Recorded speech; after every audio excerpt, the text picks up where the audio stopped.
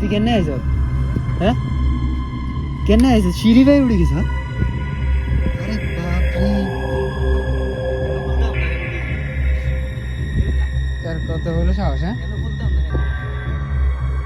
আচ্ছা ক, আমরা আইসি এনে কাম করতাম, তুই কিনলে আইস? হ্যাঁ তুই কিনলে আইস? লাইফে ফার্স্ট টাইম মানে কাকারও আইসি থেকে 6 বছর চলতেছে। 6 বছরের মধ্যে কোনো সময় দিই না, কোনো একটা বিলে আমরা কাম করবার সময় আমগুলো লাগে আইসি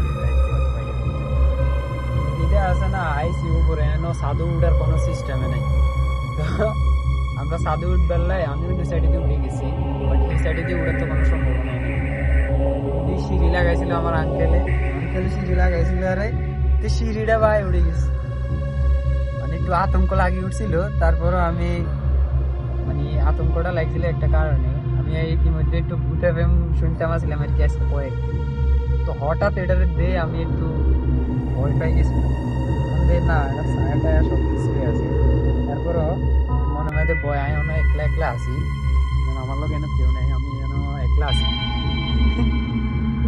তারা মানে কাজ ছিল আমার লোকে, কাজ করে গেছে তো তে মামু বুঝলেন মানে এত লগে লগে তাই এদের এমদিকে যায় এমদিকে যায়, আবার ঘুরি ঘুরি এনে চলে যায়।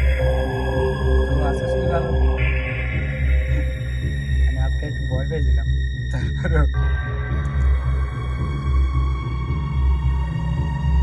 তো লোক কেউ মনে শয়তানি করে না, তোর কেউ আদর করে না, গেলে আমার কাছে হ্যাঁ কেন গেলেন আমার কাছে আছে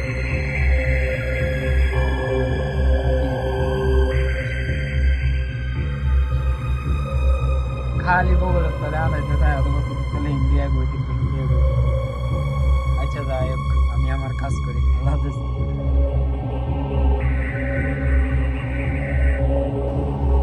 হ্যাঁ মনা নাম দেখেন না, আজ যেহেতু আমরা নামাইতেন না, আয় তো তোর নামাই দিতাম যা।